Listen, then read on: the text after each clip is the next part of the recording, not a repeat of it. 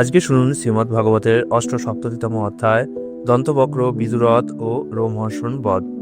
সুখদেব গোস্বামী বললেন, হে রাজন, পরলোকগত শিশুপাল শাল্য ও প্রণ্ডকের জন্য বান্ধবোচিত আচরণপূর্বক দুর্মতি দন্তবক্র অত্যন্ত ক্রুদ্ধ হয়ে যুদ্ধক্ষেত্রে উপস্থিত হল।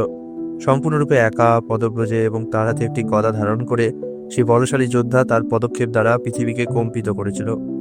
দন্তবক্রকে সমাগত দর্শন করে ভগবান শ্রীকৃষ্ণ সত্বর তার গদা তুলে নিয়ে তার রথ থেকে লাফ দিয়ে নেমে সমুদ্রতট যেভাবে সমুদ্রকে বাধা প্রদান করে সেভাবে তার অগ্রসরমান প্রতিপক্ষকে প্রতিরোধ করলেন। তার গদা উত্থিত করে করুষের সেই বিপর্যয় রাজা ভগবান মুকুন্দকে বলল, কি সৌভাগ্য, কি সৌভাগ্য! আজ তুমি আমার সামনে অবশেষে এসে গেছো কৃষ্ণ। তুমি তো আমার মামাতো ভাই, কিন্তু তুমি আমার বন্ধুদের বিরুদ্ধে হিংস্র আচরণ করেছিলে এবং এখন তুমি আমাকে হত্যা করতে চাও। অতএব রে মূর্খ, আমার এই বজ্রতুল্য গদা দ্বারা আমি তোমাকে বধ করব। হে অজ্ঞ, অতঃপর বন্ধুদের প্রতি কৃতজ্ঞ আমি আমার দেহের এক ব্যাধির ন্যায় এক ছদ্মবেশী আত্মীয়রূপী আমার শত্রু তোমাকে হত্যার দ্বারা তাদের ঋণ শোধ করব। এইভাবে শ্রীকৃষ্ণকে কর্কশ বাক্যের মাধ্যমে বিরক্ত করার চেষ্টা করে তীক্ষ্ণ অঙ্কুশ দিয়ে হাতিকে বিদ্ধ করার মতো দন্তবক্র শ্রী ভগবানের মস্তকে তার গদা দিয়ে আঘাত করেছিল এবং সিংহের মতো গর্জন করেছিল। দন্তবক্রের গদার আঘাত পেলেও যদুকুল উদ্ধারী ভগবান শ্রীকৃষ্ণ তার যুদ্ধক্ষেত্রের স্থান থেকে একটুকুও বিচলিত হলেন না, বরং শ্রী ভগবান তার গুরুভার কৌমোদকী গদা দ্বারা দন্তবক্রের বক্ষস্থলে আঘাত করলেন। গদার আঘাতে তার হৃদয় বিদীর্ণ হলে দন্তবক্র রক্ত বমন করতে শুরু করলো এবং অবিন্যস্ত চুল আর বিক্ষিপ্ত বাহু আর দুই পা নিয়ে প্রাণহীন হয়ে ভূমিতে পতিত হলো। এক অতি সূক্ষ্ম ও অদ্ভুত আলোর ছটা তখন সেই দানবের দেহ থেকে বেরিয়ে সর্বসমক্ষে ভগবান শ্রীকৃষ্ণের মধ্যে প্রবেশ করলো। হে রাজন, ঠিক যেমন শিশুপাল নিহত হওয়ার সময় হয়েছিল, কিন্তু তখন দন্তবক্রের ভ্রাতা বিদুরথ তার ভ্রাতার মৃত্যুতে শোকে নিমগ্ন হয়ে জোরে নিঃশ্বাস নিতে নিতে অসি ও বর্ম হাতে উপস্থিত হলো। সে ভগবানকে বধ করতে চেয়েছিল। হে রাজেন্দ্র, বিদুরথ তাকে আক্রমণ করলে ভগবান শ্রীকৃষ্ণ তার ক্ষুরধার সুদর্শন চক্র ব্যবহার করে কিরীট ও কুণ্ডল সহ তার মস্তক ছেদন করলেন।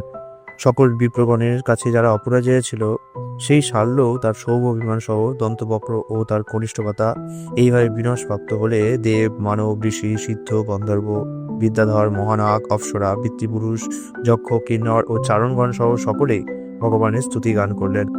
তারা যখন তার মহিমা কীর্তন ও তার উদ্দেশ্যে পুষ্পবর্ষণ করছিলেন, তখন বিষ্ণুপ্রবরগণের সঙ্গে শ্রী ভগবান তার সুসজ্জিত উৎসবময় রাজধানী নগরীতে প্রবেশ করলেন।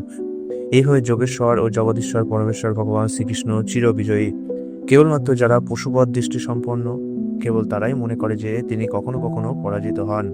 শ্রী বলরাম তখন শ্রবণ করলেন যে কুরুগণ পাণ্ডবদের সঙ্গে যুদ্ধের প্রস্তুতি নিচ্ছে। নিরপেক্ষ হয়ে তিনি তীর্থস্থান সমূহে স্নান করতে যাওয়ার ছলে প্রস্থান করলেন। প্রভাসে স্নান, দেব, ঋষি, পিতৃপুরুষ ও বিশিষ্ট মানবদের তর্পণ করার পর তিনি ব্রাহ্মণদের সঙ্গে পশ্চিম দিকের সমুদ্রে প্রবাহিত সরস্বতীর অংশে গমন করলেন। শ্রী বলরাম বৃহৎ বিন্দু সরোবর, ত্রিতকূপ, সুদর্শন, বিশাল ব্রহ্মতীর্থ, চক্রতীর্থ এবং পূর্ব দিকে প্রবাহিতা সরস্বতীতে গমন করলেন। হে ভারত, তিনি গঙ্গা ও যমুনার তীর বরাবর সকল পবিত্র স্থানগুলিতেও গিয়েছিলেন এবং তারপর তিনি নৈমিষারণ্যে এলেন, যেখানে মহান ঋষিগণ এক মহাযজ্ঞ সম্পাদন করেছিলেন।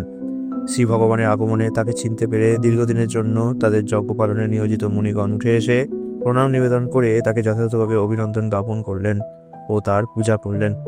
এইভাবে তার অনুগামীদের পূজা পাওয়ার পরে শ্রী ভগবান সম্মানিত আসন গ্রহণ করলেন।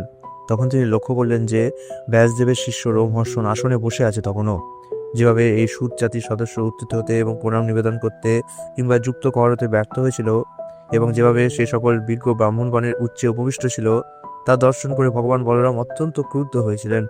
তখন ভগবান বলরাম বললেন, যেহেতু প্রতিলোমজাত এই দুর্মতি এই সকল ব্রাহ্মণগণের এবং ধর্মপালক আমারও উচ্চে উপবেশন করছে, তাই সে বধযোগ্য।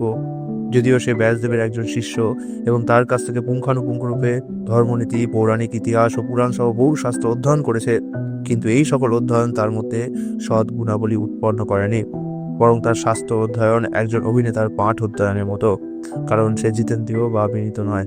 সে তার নিজের মনকে জয় করতে ব্যর্থ হয়েও বৃথায় নিজেকে পণ্ডিত বলে মনে করছে। এই জগতে আমার অবতরণের উদ্দেশ্যই হচ্ছে এই ধরনের ধার্মিকতার ভণ্ডকারী ভণ্ডদের বধ করা। প্রকৃতপক্ষে তারা অত্যন্ত পাতকী। সুখদেব গোস্বামী আরও বললেন, যদিও ভগবান বলরাম পাপীদের হত্যায় নিবৃত্ত ছিলেন, কিন্তু রোমহর্ষণের মৃত্যু অবশ্যম্ভাবী ছিল। তাই এইভাবে বলে ভগবান একটি পুষ তুলে নিয়ে তার অগ্রভাগ দিয়ে স্পর্শ করে তাকে বধ করলেন। সকল মুনিগণ অত্যন্ত পীড়িত হয়ে উচ্চস্বরে হায় হায় করে উঠলেন। তারা ভগবান শঙ্কর্ষণকে বললেন, হে প্রভু, আপনি একটি অধর্মোচিত আচরণ করলেন। হে যদুনন্দন, আমরা তাকে গুরুদেবের আসন প্রদান করেছিলাম এবং যতদিন এই যজ্ঞ চলবে ততদিন পর্যন্ত তাকে দীর্ঘ জীবন ও দৈহিক পীড়া হতে মুক্তি প্রদান করেছিলাম। আপনি না জেনে এক ব্রাহ্মণকে হত্যা করেছেন। অবশ্যই শাস্ত্রের বিধিসমূহ যোগেশ্বর আপনার উপর কর্তৃত্ব করতে পারে না। তা সত্ত্বেও যদি স্বেচ্ছায় এই ব্রাহ্মণ বধের জন্য নির্দিষ্ট প্রায়শ্চিত্ত পালন করেন, তাহলে হে জগৎপতি, আপনার দৃষ্টান্ত দ্বারা সাধারণ মানুষ পরম কল্যাণ লাভ করবে। ভগবান বলরাম বললেন, যেহেতু আমি সাধারণ মানুষকে অনুগ্রহ প্রদর্শন করার বাসনা করি, তাই অবশ্যই আমি এই হত্যার জন্য প্রায়শ্চিত্ত সম্পাদন করব। অতএব প্রথমে যা যা আচার পালন করতে হবে তা আমাকে বিধান করুন। হে মুনিগণ, আপনারা তার কাছে যা সংকল্প করেছিলেন, অর্থাৎ দীর্ঘায়ু, বল, ইন্দ্রিয় পটুতা, আমাকে কেবল তা বলুন। আমার যোগ শক্তি দ্বারা সমস্ত কিছুই আমি পুনরুদ্ধার করে দেব। ঋষিগণ বললেন, হে রাম, দয়া করে দেখুন যাতে আপনার শক্তি ও আপনার কুশস্ত্র এবং সেই সঙ্গে আমাদের সংকল্প ও রোমহর্ষণের মৃত্যু সকলই অক্ষত থাকে। শ্রী ভগবান বললেন, বেদ আমাদের নির্দেশ প্রদান করেছেন যে কারো আত্মা পুনরায় পুত্ররূপে জন্মগ্রহণ করে। তাই রোমহর্ষণের পুত্র পুরাণ ভুক্ত হবেন এবং তিনি দীর্ঘ জীবন ও দৃঢ় ইন্দ্রিয় সমূহ আর শক্তিপ্রাপ্ত হবেন।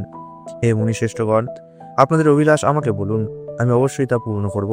হে জ্ঞানী আত্মাগণ, যেহেতু আমি সঠিক জানি না, তাই যত্ন সহকারে আমার যথাযথ প্রায়শ্চিত্ত বিধান করুন। ঋষিরা বললেন, ইল্লালের পুত্র বল্লল নামে এক ভয়ঙ্কর দানব এখানে প্রতি পর্বদিন আগমন করে এবং আমাদের যজ্ঞ দূষিত করে।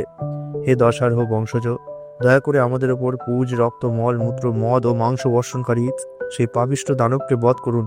এটিই হবে শ্রেষ্ঠ সেবা যা আপনি আমাদের জন্য করতে পারেন। অতঃপর 12 মাসের জন্য আপনি সমাহিত চিত্তে ভারতভূমি পরিক্রমা করে কৃচ্ছ সাধন করবেন ও বিভিন্ন পবিত্র তীর্থস্থানে স্নান করবেন। এইভাবে আপনি বিশুদ্ধ হবেন। এটি শ্রীমদ্ভগবত দশম স্কন্ধের দন্তবক্র, বিদুরথ ও রোমহর্ষণ বধ নামক 8সপ্ততিতম অধ্যায়ের কৃষ্ণ কৃপা শ্রীমূর্তি ছিল অবচারণরবিন্দ ভক্তিবেন্দ্র স্বামী প্রভুপাদের দীনহীন দাসবৃন্দ কৃত অনুবাদ সমাপ্ত হল। হরে কৃষ্ণ।